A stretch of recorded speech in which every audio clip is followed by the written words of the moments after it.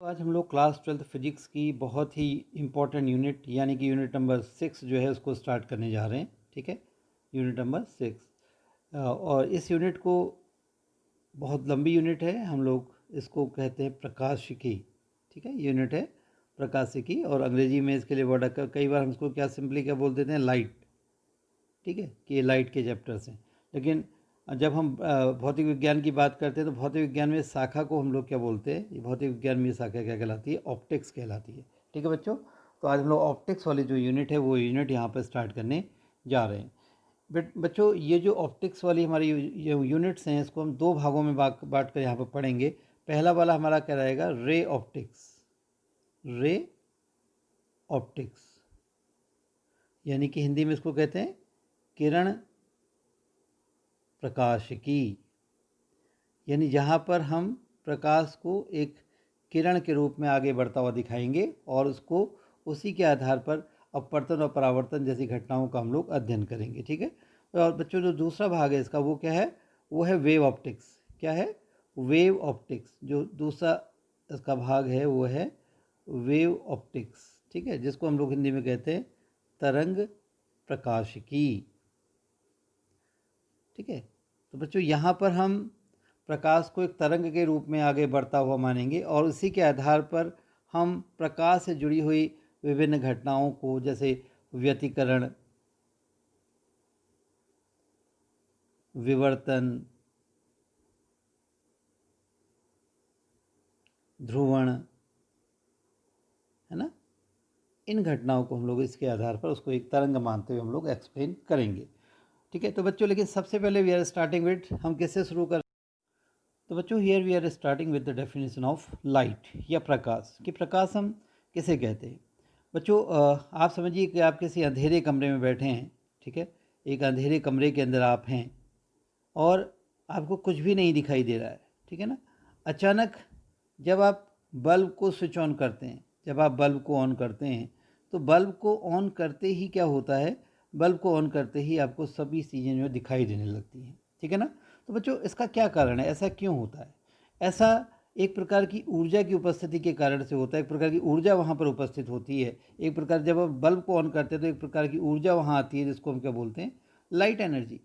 और उस light energy की मदद से आप उस कमरे के अंदर जो भी वस्तुएं हैं उन सभी वस्तुओं को देख पाते हैं। तो बच्चों हम कुल मिलाकर के प्रकाश को डिफाइन कर सकते हैं एक प्रकार की ऊर्जा के रूप में, कि जो प्रकाश है वो एक प्रकार की ऊर्जा है जो वस्तुओं को देखने में सहायक होती है। यानी इसी की उपस्थिति में आप अपने आसपास की वस्तुओं को देख सकते हैं। ठीक है, और अभी लास्ट चैप्टर में बच्चों हमने किसके बारे में पढ़ा था, लास्ट चैप्टर में आपको पता है कि हमने इलेक्ट्रोमैग्नेटिक वेव्स के बारे में पढ़ा था। किसके बारे में पढ़ा था, इलेक्ट्रोमैग्नेटिक वेव्स के बारे में पढ़ा था। और इलेक्ट्रोमैग्नेटिक वेव्स के बारे में पढ़ने के साथ साथ हमने इलेक्ट्रोमैग्नेटिक स्पेक्ट्रम के बारे में पढ़ा था। ठीक है, किसके बारे में पढ़ा था, इलेक्ट्रोमैग्नेटिक स्पेक्ट्रम के बारे में आपने पढ़ा था। ठीक है, तो बच्चों जब हमने इलेक्ट्रोमैग्नेटिक स्पेक्ट्रम के बारे में पढ़ा था तो वहाँ पर हमने बताया था कि जब हम जो हमारे पास जो इलेक्ट्रोमैग्नेटिक वेव्स हैं उन इलेक्ट्रोमैग्नेटिक वेव्स की पूरी एक फैमिली है ना, उस फैमिली का सबसे ज़्यादा फ्रीक्वेंसी वाला, सबसे ज़्यादा एनर्जी वाला मेंबर कौन सा है, गामा।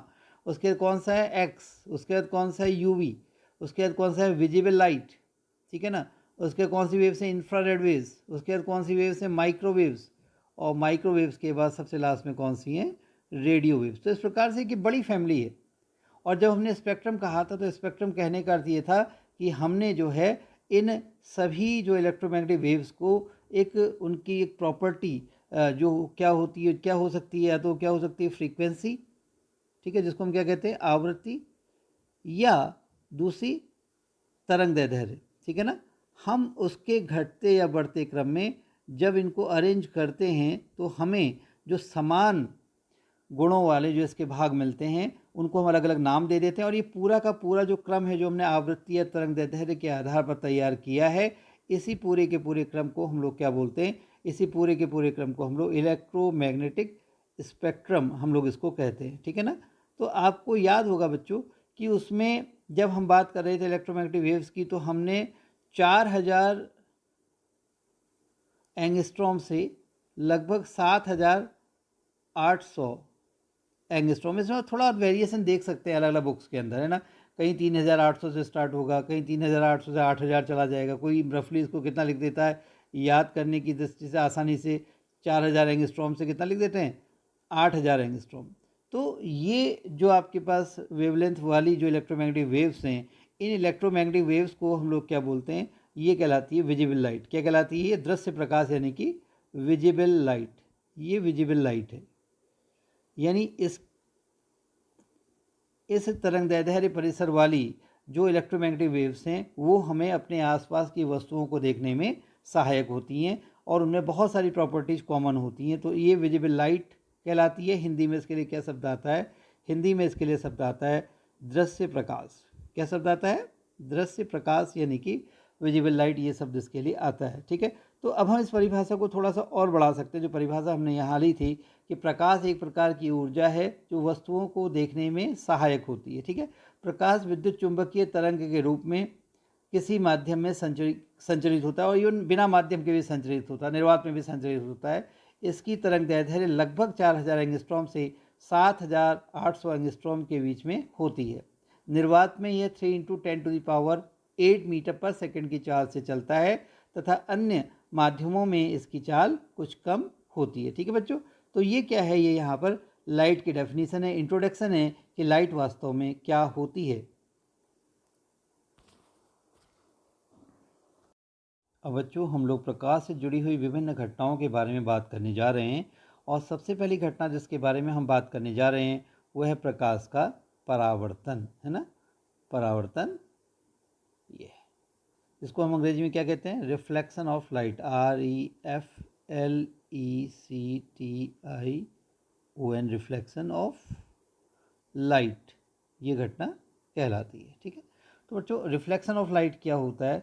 रिफ्लेक्शन यानी परावर्तन का अर्थ है किसी तल से टकराकर वापस लौटना। ठीक है ना बच्चों। जैसे बच्चों यहाँ पर अगर आप इस डायग्राम को ध्यान से देखें, ये डायग्राम हमने यहाँ पर जो बनाया हुआ है, इस डायग्राम में आप देख रहे हैं कि हमारे पास ये जो हमने नीचे की ओर दिखा रखा है, ये जो तल आपको नीचे की ओर दिखा रखा है और इसमें नीचे की ओर आप देख रहे हैं कि इस तरह की लाइन्स खींची हुई हैं। तो लाइन्स खींचने का अर्थ यह है कि ये वाला तल परावर्तक तल नहीं है, इस तल से परावर्तन नहीं हो रहा है।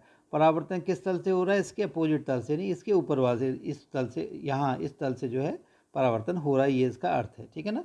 तो बच्चों ये इसको हम पॉलिश किया गया पृष्ठ कहते हैं। अभी हम मिरर पर बात करेंगे तो वहाँ पर हम बात करेंगे कि पॉलिश किया गया पृष्ठ क्या होता है। ठीक है बच्चों, अब ये इस पर कोई बिंदु है जिस बिंदु पर हम ये मान करके चल रहे हैं कि प्रकाश किरण, यानी प्रकाश के चलने की दिशा को हम लोग यहाँ पर रे से दिखाते हैं, किरण से दिखाते हैं, और ये जो प्रकाश किरण है यहाँ पर आकर के इस प्रकाश से टकरा रही है। तो ये जो किरण जो यहाँ पर टकरा कर आ रही है, इस किरण को हम लोग क्या कहते हैं? आपतित किरण। क्या कहलाती है ये? आपतित किरण, यानी कि इंसिडेंट रे हम लोग इसको बोलते हैं। ये आपतित किरण है। ठीक है, और बच्चों यहाँ आप देख रहे हैं कि यहाँ पर हमने एक अभिलंब खींचा हुआ है। इस अभिलंब को आप ध्यान से देखें, ये वाला, ये बी वो बिंदु है जहाँ पर आकर के प्रकाश किरण टकराती है। तो ये वाला जो बिंदु है, ये पॉइंट ऑफ इंसिडेंट यानी कि आपतन बिंदु कहलाता है। क्या कहलाता है? आपतन बिंदु। ये बिंदु आपतन बिंदु है। और आप एक चीज़ देख रहे हैं कि यहाँ पर इस आपतन बिंदु पर जब भी प्रकाश किरण टकराती है तो टकराने के बाद वापस लौट आ रही है, उसी माध्यम में वापस लौट आ रही है। तो ये जो घटना है कि प्रकाश का किसी तल से टकराना और टकरा कर फिर उसी माध्यम में वापस लौटना, इस घटना को ही हम लोग क्या कहते हैं? प्रकाश का परावर्तन कहते हैं, रिफ्लेक्शन ऑफ लाइट कहते हैं। ठीक है ना। तो बच्चों यह है आप लोगों को क्लियर हो गया कि प्रकाश के परावर्तन का अर्थ क्या है। तो जो परिभाषा प्रकाश के परावर्तन की बनती है वो ये है कि जब प्रकाश किसी माध्यम में चलना शुरू करता है और किसी तल से टकराकर उसी माध्यम में वापस लौट आता है, तो इस घटना को हम लोग प्रकाश का परावर्तन कहते हैं, है ना। जो प्रकाश किरण जाकर तल पर टकराती है वो आपतित किरण होती है, और जो प्रकाश किरण तल से टकराकर वापस लौटती है वो क्या होती है? परावर्तित किरण होती है। जिस बिंदु पर जाकर ये प्रकाश किरण टकराती है वो बिंदु क्या कहलाता है? वो बिंदु आपतन बिंदु कहलाता है। ठीक है, और यदि आप उस बिंदु पर कोई अभिलंब खींचें, जैसे ये लंब यहाँ पर खींचा गया है, तो आपतन बिंदु पर लंब कहलाता है। ठीक है ना बच्चों। तो एक प्रकार से ये यहाँ पर क्लियर हो गया। एक बात मैं आपको स्पष्ट कर दूं बच्चों कि जब भी कोई प्रकाश किसी तल पर टकराता है तो वहाँ 3 प्रकार की घटनाएं संभव होती हैं। या तो उससे टक्कर प्रकाश का उस पर टकराकर प्रकाश का परावर्तन हो जाता है, माने वो प्रकाश उस तल पर टकराता है और वापस लौट आता है, या उसका क्या हो जाता है, अवशोषण हो जाता है, ठीक है, या फिर क्या होता है उसका, वो उसमें से क्या हो जाता है, पारगमित हो जाता है, उसमें से पार चला जाता है। तो बच्चों जब किसी भी तल पर प्रकाश टकराता है तो उस तल पर टकराने के बाद उसका कुछ ना कुछ भाग अवश्य वापस लौट करके आता है।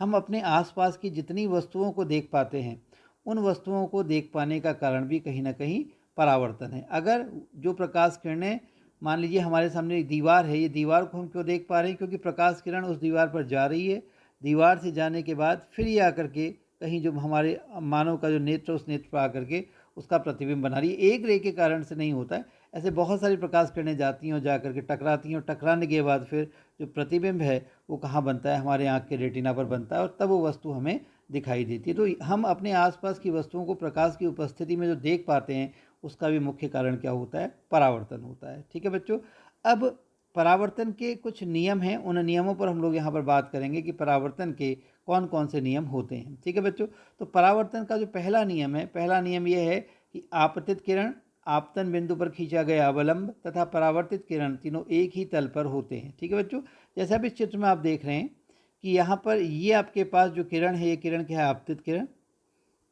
ये किरण क्या है, परावर्तित किरण, और ये क्या है, अविलंब। ये तीनों एक ही तल पर हैं। जैसे आप देख रहे हैं कि यहाँ पर ये हमारी जो नोटबुक है, उस नोटबुक के तल पर ही, ऐसा नहीं है कि अविलंब किसी और तल में है, पर जो परावर्तित किरण है किसी और तल में है ना, पता चले एक्स वाई प्लेन में, वाई जेड प्लेन में, जेड एक्स प्लेन में, ऐसा नहीं है। आपतित किरण, परावर्तित किरण और आपतन बिंदु पर खींचा गया अभिलंब तीनों एक ही तल में होते हैं। ये परावर्तन का पहला नियम होता है। जो दूसरा नियम है परावर्तन का, वो ये है कि आप परावर्तन कोण का मान सदैव आपतन कोण के बराबर होता है। ये बहुत महत्वपूर्ण नियम है कि परावर्तन की जो घटना होती है, इसमें परावर्तन कोण सदैव आपतन कोण के बराबर होता है। ठीक है बच्चों, जैसे यहाँ पर आप देख रहे हैं, ये वाला कोण जो है, ये जो कोण यहाँ पर बन रहा है, ये कोण क्या बन रहा है, ये कोण है आपतन कोण। ठीक है ना।